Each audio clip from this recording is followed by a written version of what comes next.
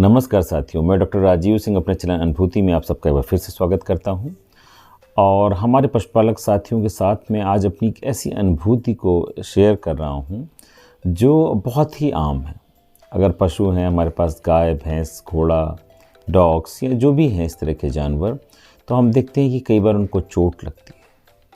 और चोट ही नहीं लगती, चूँकि मक्खियाँ आसपास होती हैं तो मक्खियाँ वहाँ बैठती हैं और वो एग देती हैं, वहाँ पे अंडे देती हैं, जिससे लार्वा उनके निकलते हैं, मैगट्स जिन्हें हम बोलते हैं। तो वो कीड़े पड़ जाते हैं उसमें, आम भाषा में बोलते हैं घाव हो गया और उसमें कीड़े पड़ गए, तो ये भी होता है। और कट लग गया, कहीं से कोई चोट लग गई, ये भी होता है।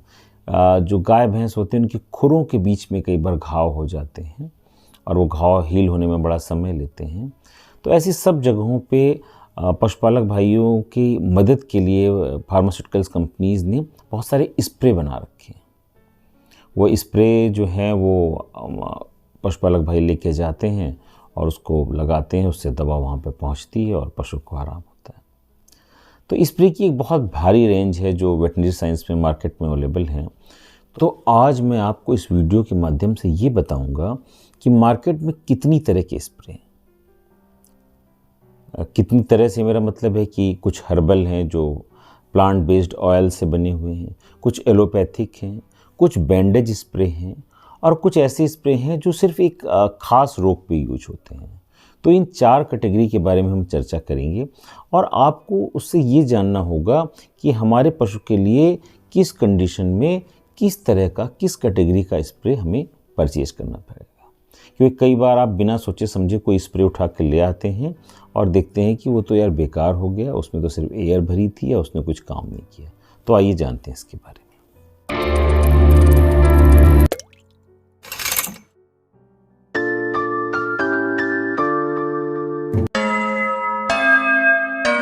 जब हमारे पशु के कोई घाव हो जाता है या कहीं पे कोई सूजन आ जाती है, कोई कट लग जाता है, तो कई बार मेडिकल स्टोर वाला या उनके आसपास का जो उनका पशु चिकित्सक है वो सलाह देता है कि आप ये स्प्रे ले आइए। और वो स्प्रे आप लेके आते हैं और उसे यूज करते हैं। तो स्प्रे की तमाम कैटेगरी मैंने आपको बताई। इन 4 कैटेगरी में जो सबसे पहला स्प्रे होते हैं, पहली कैटेगरी जो होती है वो होती है हर्बल स्प्रेज की।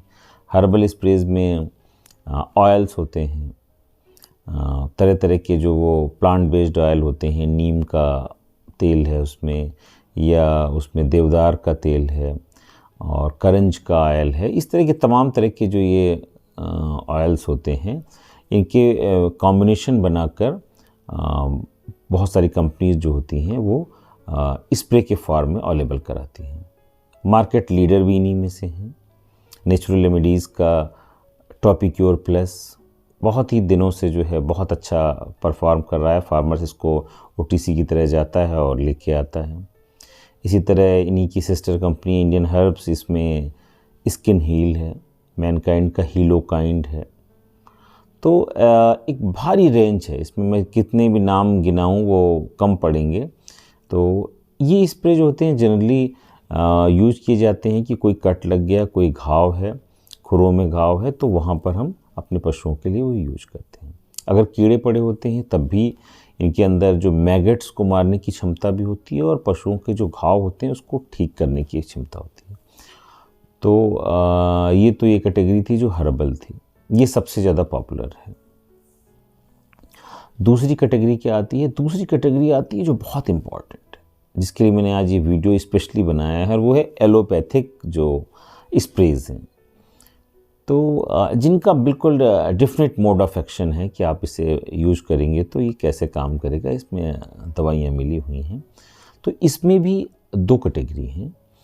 जो पहली कैटेगरी है वो बहुत दिनों से आ रही, जो गामा बेंजीन हेक्साक्लोराइड के साथ आ रहे हैं, और वीरबैक का लोरेक्जेन स्प्रे है। पहले इसका ऑइंटमेंट भी आता था, अब भी आता है। तो गामा बेंजीन हेक्साक्लोराइड के साथ प्रोफ्लेविन हेमिसल्फाइड यूज होता है।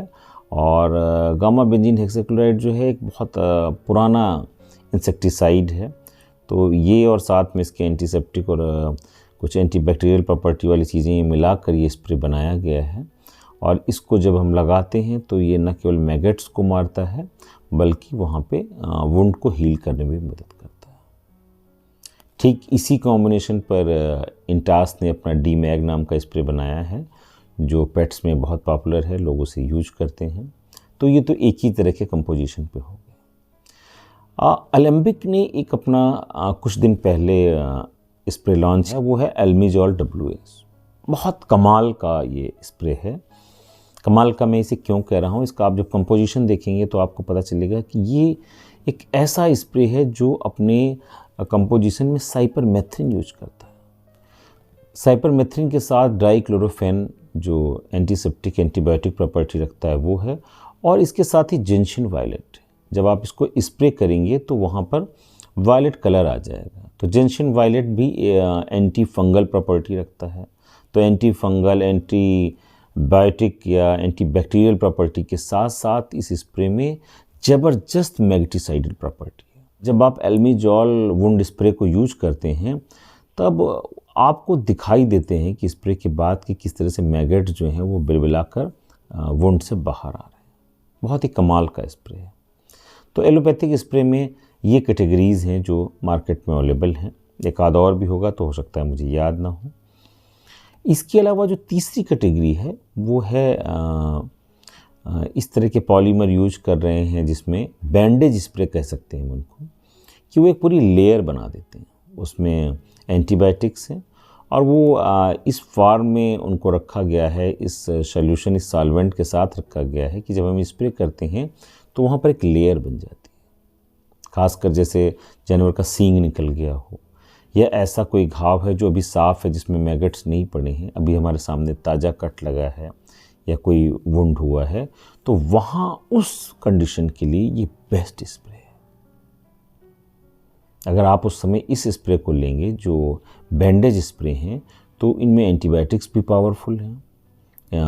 जिस तरह मैं अगर इसका एक एग्जाम्पल लूँ तो वेट्रोक्विनॉल का एलो स्प्रे है, बहुत ही कमाल का स्प्रे है। इसमें नियोमाइसिन, पॉलीमिक्सिन और बेसिटेसिन जिंक हैं, यानी अच्छा एंटीबायोटिक्स का कॉम्बिनेशन है। ये अगर आप ये सोचेंगे हम इतना अच्छा और महंगा स्प्रे लाए हैं तो ये कीड़े मार देगा, तो ये कीड़े मारने के लिए नहीं, ये वुंड की ड्रेसिंग के लिए है। एक बैंडेज जैसा ये फील देगा एनिमल को।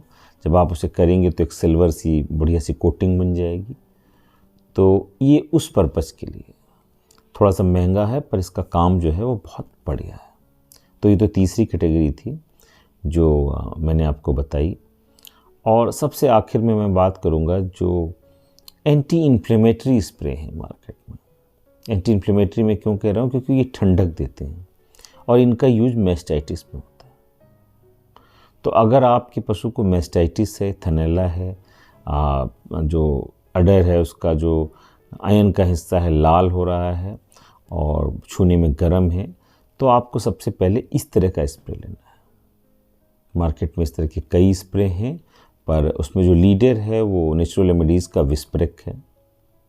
जब आप उसे स्प्रे करेंगे तो वो डायरेक्ट स्प्रे हैं जो सीधे ऊपर की तरफ निकलते हैं, हमको नीचे से उसको दबाना होगा और वो ऊपर की तरफ आएंगे, तो वो बिल्कुल ठंडक देते हैं पशु को और हील करते हैं उसे। तो थनैला का केस जहाँ पे हल्का फुल्का अभी सूजन आई है, अगर आप उसको टाइमली स्प्रे कर देते हैं तो आप देखते हैं कि वहाँ पे उसे आराम हो गया। तो ये चौथी कैटेगरी है स्प्रे की। इसमें मैनकाइंड ने भी इस कैटेगरी में अपना स्प्रे बना रखा है जो मैं आपको स्क्रीन में दिखा रहा हूँ, और इसी के साथ साथ और भी एक दो कंपनी ने इस पर अपना स्प्रे बनाए हुए हैं। तो ये चार कैटेगरी थी। तो अगर मुझसे कोई पूछता है कि आप किसे रैंक देंगे, कौन सा अच्छा है कौन सा बुरा, तो मैं ये नहीं आपको कहूँगा कि नहीं ये टॉपिक्योर बेस्ट है या एलो स्प्रे बेस्ट है। आप इसकी कैटेगरी, अपनी ज़रूरत को आप पहले जानें कि आपके पशु की ज़रूरत क्या है।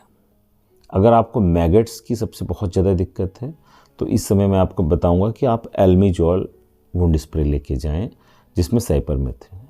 तो अगर आपको ये लगता है कि ऐसा कोई घाव हो गया या वुंड हो गया ताज़ा कटा जहाँ पे अभी मैगट्स नहीं हैं, पस नहीं है, और हमें वहाँ पे एक ड्रेसिंग जैसा फील चाहिए, बैंडेज जैसा फील चाहिए, तो हम वहाँ पर ये एलो स्प्रे जैसा स्प्रे लें जिसमें ऐसे पॉलीमर्स होते हैं जो एक लेयर बना देते हैं, साथ ही उस एरिया को एक तरह से सील कर देते हैं, इन्वायरमेंट से उसका कांटेक्ट नहीं रहता है कि उस पर फिर मक्खी बैठ पाए और वो उसको उस पर एग ले कर पाए, साथ ही साथ और नया इन्फेक्शन ना होने पाए।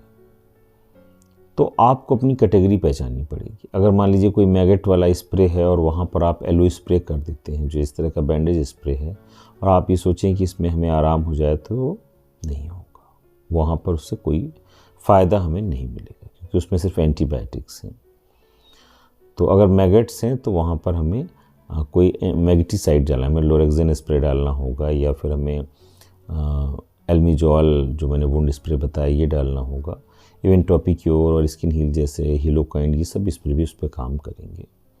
अपने अगले वीडियो में मैं एक देसी स्प्रे बनाऊंगा, उसका मैं आपको बताऊंगा कि किस तरह से आप एक ऐसा वुंड स्प्रे बना सकते हैं जो मार्केट में आने वाले स्प्रे से बहुत सस्ता है। और स्प्रे बॉटल सब मार्केट में कोविड के बाद से बड़ी आसानी से मिल जा रही हैं।